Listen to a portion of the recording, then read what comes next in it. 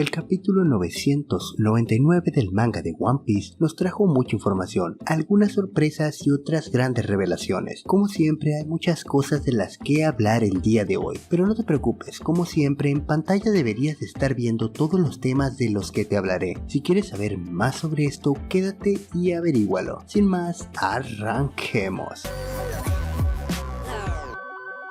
El capítulo estuvo repleto de información. Sin duda tuvimos la estrella de la corona al final del capítulo, pero comencemos con algo más ligero y entremos en calor con el flashback de Yamato y Ace. Aquí hay muchos puntos de los que te quiero hablar. Primero déjame hacerte una pregunta. Cuando Ace decide quedarse a pelear con Yamato, ¿cuál piensas que fue su motivación? En lo personal, durante la primera lectura sentí que era Ace siendo testarudo como él solo es. Ya sabes, el típico yo no corro de las peleas y eso. Pega muy bien con la personalidad del chico Llamas, pero al leerlo con más calma noté algo que se puede pasar por alto fácilmente. Él se percata de las esposas de la joven y se sorprende, para acto seguido actuar como todo un idiota y decir que peleará sí o sí, cuando en realidad tenía una segunda intención y obviamente quería liberar a Yamato de sus grilletes. No te hablo de los físicos que podemos ver, sino de los que atan a su corazón o espíritu, dile como gustes. El caso es que el chico Llamas sabía muy bien que la terca joven no escucharía solo sus palabras, así que decide hablar con sus puños primero. Ese fue el verdadero motivo de que se quedara a pelear. Esa pequeña escena esconde más de lo que parece, y es un gran desarrollo para el personaje de Ace. Digo, ya sabemos que está muerto, sin embargo, después de verlo en este capítulo siento que emana un nuevo aire.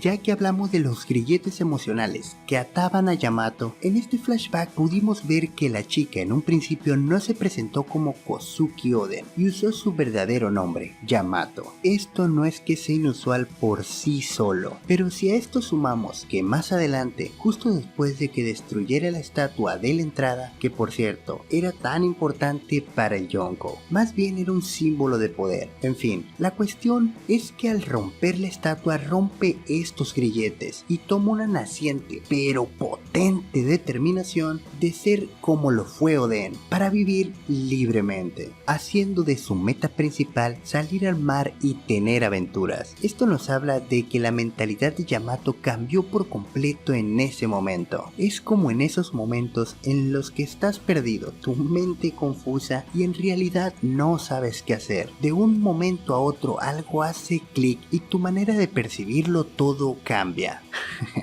Creo que me emocioné un poco de más con esta parte, pero la verdad, este pequeño flashback, aunque no lo parezca, fue brutal para el desarrollo de Yamato y de Ace. Además, este flashback nos deja muchas cosas más, como varios cameos de personajes no muy importantes, pero que ya conocemos. Esto lo hablaremos en Twitter si me da tiempo. Date una vuelta por allá, encontrarás el link en la descripción de todos los videos. Bien, tenemos un par más de puntos aquí en el flashback y luego vamos a otro tema. Lo siguiente es la línea de tiempo que mantiene su constancia. Esto, aunque no lo parezca, es muy importante para mantener la coherencia y la congruencia de toda la historia. Oda en esta ocasión aprovechó para situarnos en un espacio temporal que no es claro cuándo exactamente fue, pero que se puede inferir que fue aproximadamente entre 2 y 3 años, más tirándole a 3, pero bueno, el caso es que lo usa como una referencia de tiempo que es muy interesante, ya que el rubio es una generación de supernovas más antigua que la de Luffy. Si la de Luffy fue hace 2 años, la del autoproclamado hermoso fue hace 3 o casi 3, ya que recordemos que estaba molesto con los de la peor generación por robarle la fama. Pero más importante, esto también nos dice que Ace no estuvo en la tripulación de Shirohige mucho tiempo, fue a lo mucho un año o posiblemente menos. Ahora, sobre el poder de Yamato, poco hay que decir. Digo, solo hace falta que la veas. Está en igual de condiciones con Ace, usando su fruta. Por su parte, Yamato ni siquiera lo usó, o por lo menos no la vimos. Así que ya me dirás tú si es fuerte o no. Tengo un par de puntos más sobre Yamato, pero ya me está agobiando tanto Yamato esto y lo otro. Así que dejémoslo para más adelante. De momento pasemos a la pequeña Tama. Nami dice que la pequeña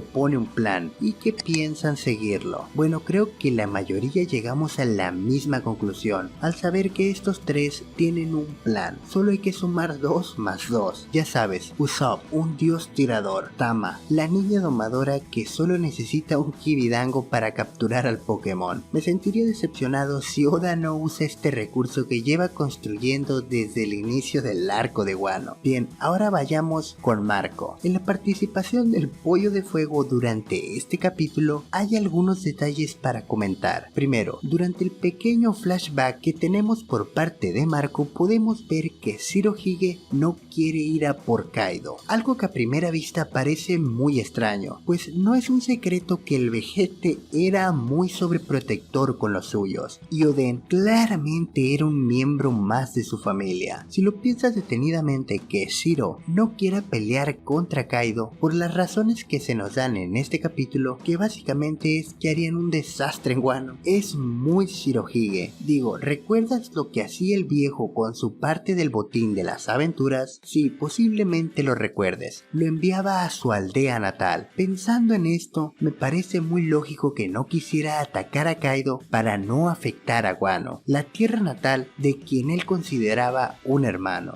Una vez más, Oda manteniendo la coherencia en el actuar de sus personajes, lo que me parece un detalle muy bueno. Ahora, debo decir que algo me sigue pateando y muy fuerte. ¿Por qué demonios Shiro nunca interceptó a Kaido cuando salía en uno de sus viajes? En fin, pasemos a la siguiente y volvamos un poco con Yamato. Cuando Momo le pregunta el motivo de que ella mencionara al chico Llamitas, la valiente joven, mientras explica, dice que Ace murió hace 2 años. Este dato es importante, ya que nos confirma que la banda de Kaido tiene acceso a la información del exterior, y al parecer cualquiera puede saber de esto en la banda. Lo importante en este punto es que esto nos dice que la joven no está tan restringida como aparenta al principio. Ahora, al final de la participación de Yamato, vemos que saca el diario de navegación de Oden. Lo interesante es que lo sacó justo cuando mencionó algo que a todos nos interesa, o por lo menos debería. Me refiero al apellido D. Bien, esto es importante y todo, pero en lo personal no tengo muchas esperanzas en ello. Digo, con suerte se nos dará un pequeño indicio, pero no tendremos nada realmente grande, ya que si Oda decidiera darnos una gran pieza de información, le quitaría mucho impulso a cuando se nos descubra todo lo que hay en Laftel. Ahora, la pregunta aquí es, ¿cuánto Oden escribió en su diario? Si él dio los pormenores de la llegada a Laftel y su descubrimiento en la isla final, de ser este el caso, es obvio que Yamato ya tiene toda esta información, pero que ella lo sepa no significa que se nos revelará a nosotros. Después de todo, no es la primera vez en la línea de tiempo actual que conocemos a personajes que ya saben lo que se esconde en la isla final, y lo que se nos revela es entre poco y nada. Cualquiera que sea el caso, ese pequeño diario y la voluntad de nos darán de qué hablar muy pronto. Bien, vayamos con los dos colosos en la cúpula de Onigashima, Big Mom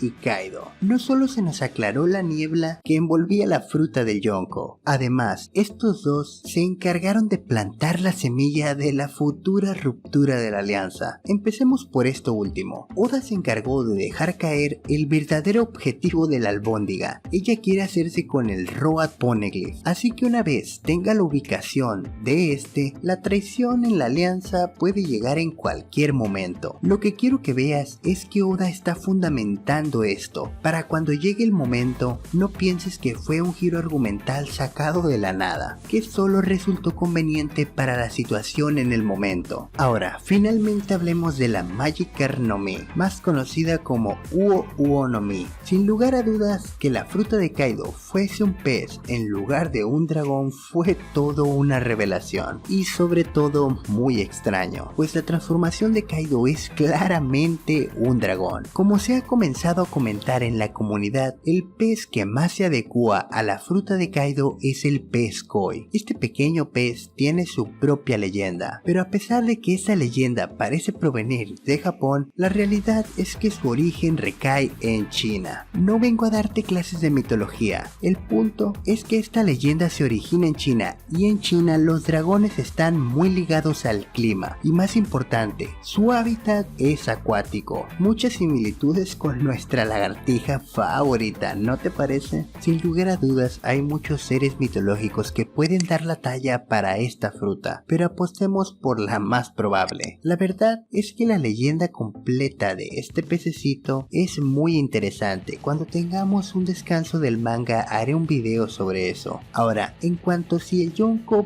puede nadar o no, en realidad no es muy importante, y la verdad lo dudo. Cuando creas una historia y creas tu propio mundo de fantasía, construyes una serie de reglas que todos los habitantes de ese mundo deben seguir. Digamos, por ejemplo, nadie puede manipular el tiempo, y nadie lo hace. Digamos que quieres usar esta carta, lo usas pero le metes tantas limitaciones que francamente no resulta muy útil de manipular el tiempo. El punto es que si Oda creó un mundo en donde personas que comen cierta fruta no pueden nadar, no va a comenzar a romper sus reglas porque sí. Puede hacer excepciones, pero le pondrá muchas limitaciones, como lo hizo con Toki, y la habilidad de manejar el tiempo. Así que no esperes que Kaido vaya a ser el dios Poseidón de One Piece. Además, para eso ya tenemos a cierta sirena llorona. Una cosa más, quiero que tengas claro que este análisis es basado en mi manera de ver e interpretar el manga, por lo que eres libre de estar en desacuerdo y compartir tu propia opinión. Quién sabe, tal vez lleguemos a algo muy interesante. Te estaré leyendo en la sección de comentarios. Por cierto, si eres nuevo por acá, yo soy Thailand. Ya que has llegado hasta aquí, parece que te ha gustado el video, así que suscríbete para que no te pierdas más contenido como este, y no te olvides de activar la campanita, así como todas las notificaciones para que YouTube te avise cada vez que haya un nuevo video. Puedes ayudar a que este canal crezca un poco más compartiendo. Ahora sí, terminado el spam, es hora de despedirnos. Por favor, cuídate mucho y nos vemos la próxima. Bye bye.